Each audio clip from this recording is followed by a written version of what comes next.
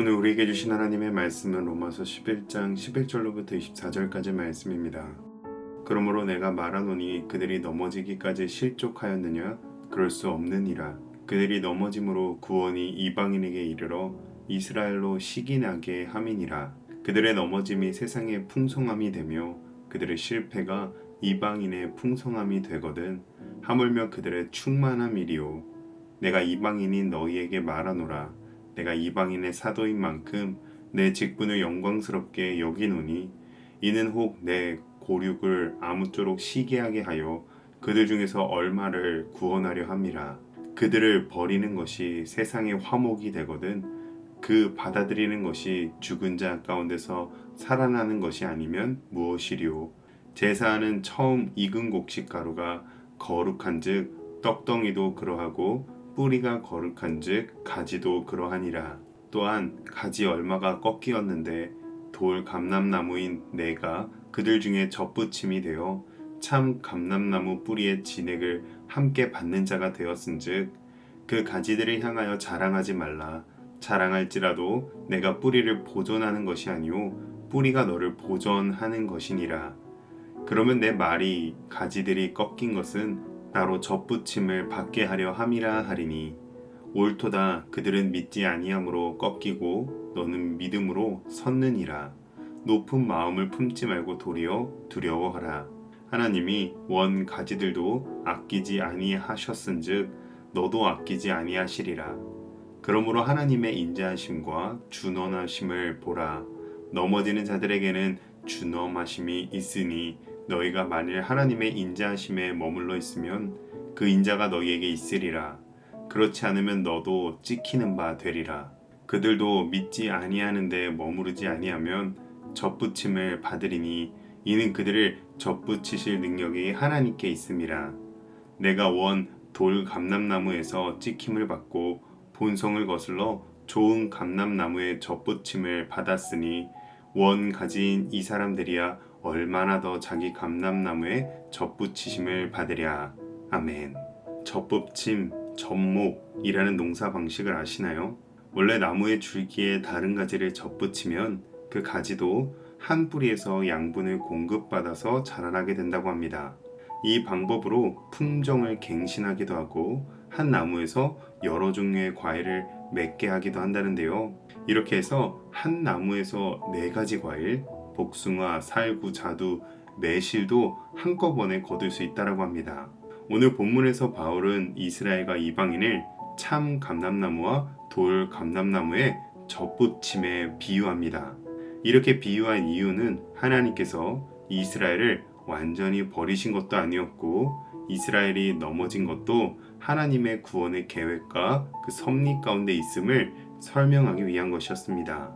이로 말미암아 하나님께서는 자기 백성을 완전히 버리지 않으시고 더 크고 놀라운 구원의 계획을 가지고 계심을 드러냅니다.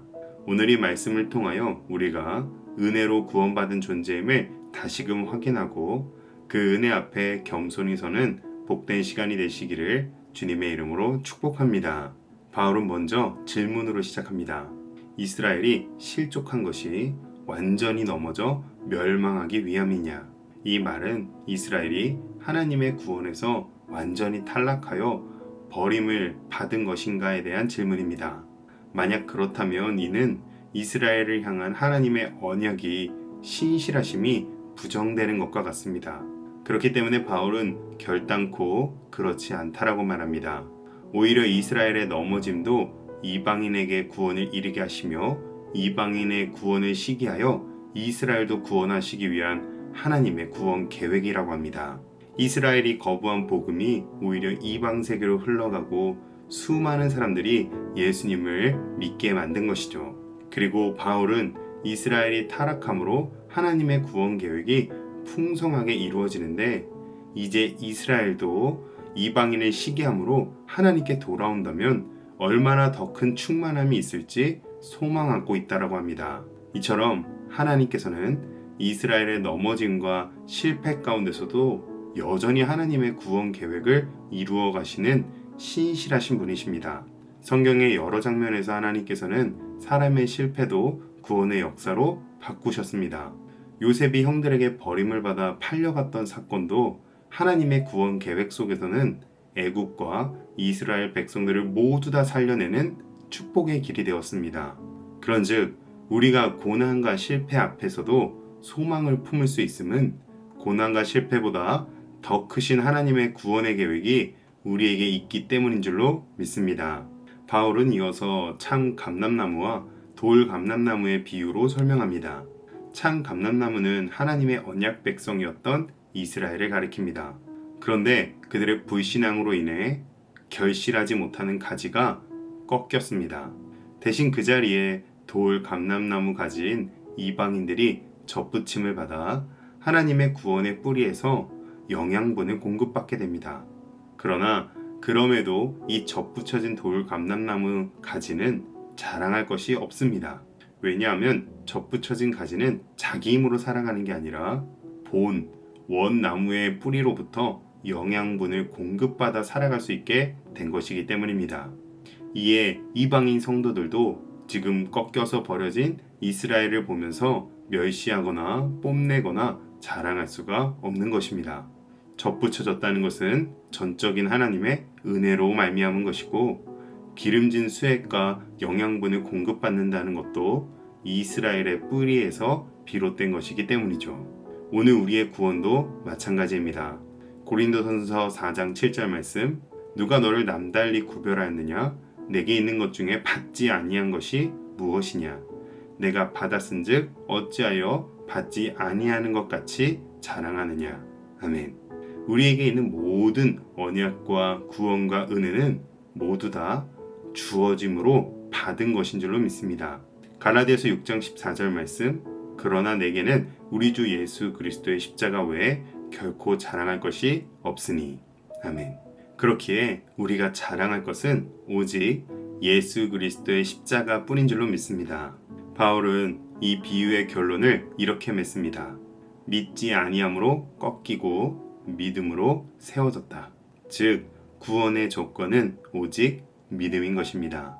믿음이 없으면 원 가지라도 꺾이게 되고, 믿음이 있으면 접붙인 가지라도 열매를 맺습니다. 반대로 믿음이 없으면 접붙여진 가지도 꺾일 수 있고, 꺾였던 원 가지라도 다시 접붙여져 열매를 맺을 수 있습니다. 하나님께서는 오직 믿음으로만 구원하시기에 원 가지도 접붙인 가지도 아까워하지 않으십니다. 이는 하나님의 인자하신 긍휼과 준원하신 공의를 동시에 드러냅니다. 이를 통해서 바울은 여전히 유대인들도 믿음으로 돌아오기만 하면 얼마든지 다시 구원의 열매를 결실할 수 있는 소망이 남아있음을 증거한 것입니다.